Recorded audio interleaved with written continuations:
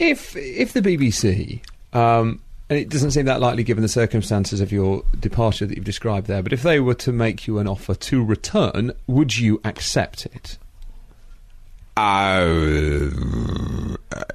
What? So if the BBC... Oh, this is a hypothesis.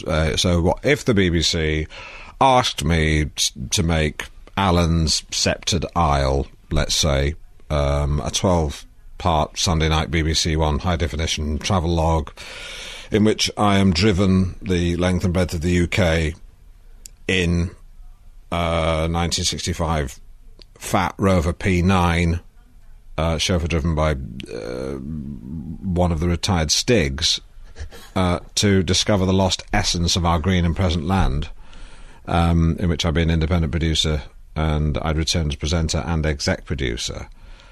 I very much doubt it, but let's see the terms of the offer. They have my number, and if they don't, I'm sure you'd probably pass it on to them. Well, it's not really my job. No.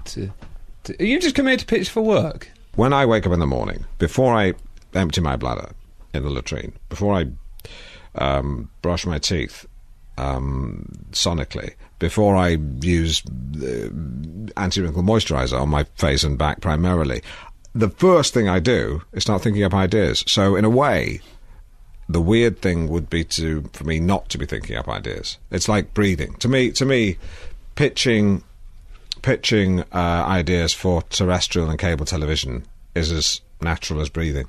You need to breathe to live. Exactly. That's exactly right, Richard. And if you extrapolate that to me pitching programmes, it would be almost as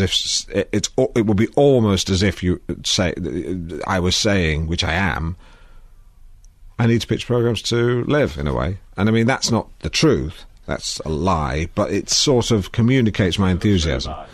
But it's a sort of a true lie. Thanks, that's Graham, my driver. Thanks, Graham. Although you did say you'd keep quiet. Remember when you came in before? I told you had to keep quiet. There is a studio etiquette here, Graham. Do try and follow it, please. Would you do Alan Strictly Come Dancing or one of the reality shows if they offered? Have they offered? No, but I think Bruce is doing a great job and easily has maybe one series left in him. Although, if his auto cue reading continues to degenerate, I'd like to help him out by co-presenting, or he could stand there and I could simply dub my voice over him. Although if they make the auto cue any bigger for him, it will look like an optician's test. How about as a contestant? As a contestant, what? Do I get to choose the dancer?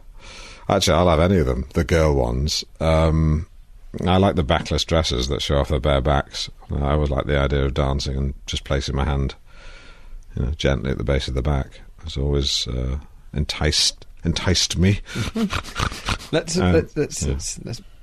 move on. Let's talk about where you are now. You've gone from one-time TV talk show host to a mid-morning show on local radio with, correct me if I'm wrong, it's called North Norfolk Digital. Some people would see that as a downward trajectory. Yeah, it's not, because the great thing about a compact digital broadcasting setup is I employ... It's not. How's it not? There's my phone. Again, I refer you to the studio etiquette point I made a moment ago. I'm just going to switch that off. So that's Eamon Holmes. It's furious. Sorry. It's nice to know that Eamon's listening, though. In what way is it not a downward trajectory? It's not, because in a compact digital setup, it's not. It's not, Richard. Because in a compact digital radio station, I enjoy complete editorial control, because I'm often the only person in the building, which means I have complete freedom of expression. But I also have to lock up when I leave. You're a famously inventive creator of new programme ideas. Cheers. Have you come up with any? You said earlier you need these to survive. Have you come up with any new ones recently? Yeah, I mean, sure. I got a couple for you now. Bacon and eggs. You, Richard Bacon, are placed in medieval stocks and pelted at very close range with eggs. Every 10th egg will be hard-boiled and is likely to inflict significant damage. Right. Another idea, bringing home the bacon. That's a documentary which follows your convalescence after the head injuries you sustained in the filming of Egg and Bacon. Right, a sequel to Egg and Bacon. Yeah. Do you start with a pun and then try and work backwards, or do you start? I start with a concept and try to work backwards towards a pun. Yeah, is that the yes? They're two ideas. I remember. I'm not going to do either of them. Monkey tennis, that was one of yours, wasn't it? Because people often say, Alan, you have these ideas, but you have the kinds of ideas that channels simply aren't interested in, and monkey tennis is not a bad example of that. That makes me laugh my head off. Why? Richard, because monkey tennis was actually picked up and had a 2-year successful run in Taiwan and Laos. For a couple of years before it reached the end of its natural life, as unfortunately did some of the monkeys. But I'm pleased to say that the surviving ones were quickly and humanely destroyed. You seem to have had quite a few ups, but also many, many downs. Mm-hmm. What do you do to keep yourself, Alan, in good spirits? Generally, I will go for a long drive through the Norfolk Broads and sing along to the very best... Generally, I'll go for a long drive and sing along to the very, very best of Tears for Fears. Is that their greatest hits album? No, that was called the very best of Tears for Fears, but I didn't like the way... No, that was called the very best of Tears for Fears, but I didn't like The Way You Are or Woman in Chains, so I taped it onto a C90, minus these two tracks, and renamed it the very, very best of Tears for Fears. Or... Right. If I feel like a challenge, I'll have a bath and then kick out the plug, turn the taps on and see if I can maintain the exact water level. It's like balancing the clutch in an old Mini Metro. It's tricky at first, but these days I can usually find the bath's biting point within about 3 minutes. Yeah, or I might just retire to my room and lie down on my bed with my hands behind my head. Right, that one seems all right. Yeah. So just to clarify, when I lie down on my bed with my hands behind my head, I am lying on my back. Not my front. This is relaxation, not Abu Ghraib. Let me ask you just about a couple of, sort of, if you like, more topical things. Or Guantanamo Bay. Yeah, I got that point. Guantanamo Bay. It's a shame what happened at Guantanamo Bay because it was necessary to use torture, or as I like to call it, enhanced interrogation techniques. It sort of besmirched what would otherwise have sounded like a rather attractive holiday destination. Mm. It was necessary torture, was it? Well, I mean... Only insofar as it's necessary to... I mean, really, people make a lot of fuss about this, but, you know, when I was a young boy, if I wanted to know where... let's say I wanted to play ping-pong, and my younger brother had hidden the ping-pong balls. I'd simply take his arm, twist it behind his back, and say, tell me where the ping-pong balls are. And if he didn't, I'd push the arm further until he cried out in pain, and eventually he'd tell me where the ping-pong balls are. Well, what's so very different between that and placing a wet cloth over a man's head while he's... placed at a reverse incline and then pouring water into his face so he thinks he's drowning, so he'll tell you where he's put a bomb? Nothing. Can I ask you brought up essentially sort of contentious and a fairly topical topic there. Yeah. Let me ask you a couple of topical things. So I imagine you follow politics to some degree. I love it, Richard. Okay, well, it's the party conference season this week. It's the Conservative Party conference. Mm-hmm. David Cameron, he talks a lot about the big society, doesn't he? Is Alan Partridge a fan of that concept of the big society? Yeah, absolutely. It bugs the heck out of me when people sort of are trying to undermine the big society. I mean, yes, it works. I'll give you an example. A few weeks ago, there were some illegal settlers or travellers on some waste ground in the local village where I live. I'm not going to say the name of it.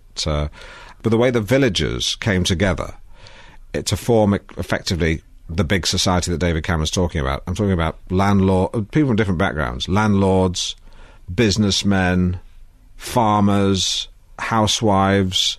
I've never seen a more united group of middle-class white people come together, and we simply brandished sticks, batons, the odd piece of wood with a bit of a nail through the end, and sort of marched down to the waste ground, chanting sort of boisterous good-natured obscenities, and eventually the travellers left. Now, that's not an example of big society. I don't know what is. It's improving, as you would see, at your local area. Exactly. The other thing I want to ask you about that's in the news a lot at the moment is phone hacking. It comes and goes from the news, but it's dominated much of the news for the last few months. Is it something... It's unfortunate. It's unfortunate. It's not attractive, Richard. What do you mean? I mean, you know, like something when something's attractive, like, I don't know, like Lulu.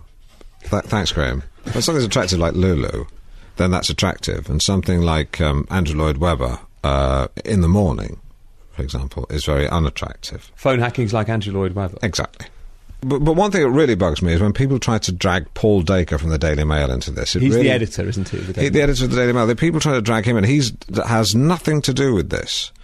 And yet people keep trying to drag him into it, saying the Daily Mail must know about this kind of thing. And it's rotten as heck, because I'm sure, I know Paul, he's a lovely man, I'm sure he'd be all more than happy to stand before a public inquiry and say under oath that his newspaper had no knowledge of these things, because he's that kind of man. And I'm sure equally responsibly, I know, I'm almost certain, I mean, I'll bet good money on it, that he's told all his staff to preserve all the emails they've exchanged over the last few years, so that should they become subject to any kind of scrutiny, they'll have all the information ready for the police. That's the kind of guy he is, Richard. People have a go at Paul Dacre, but do we really want to say the Daily Mail go to the wall?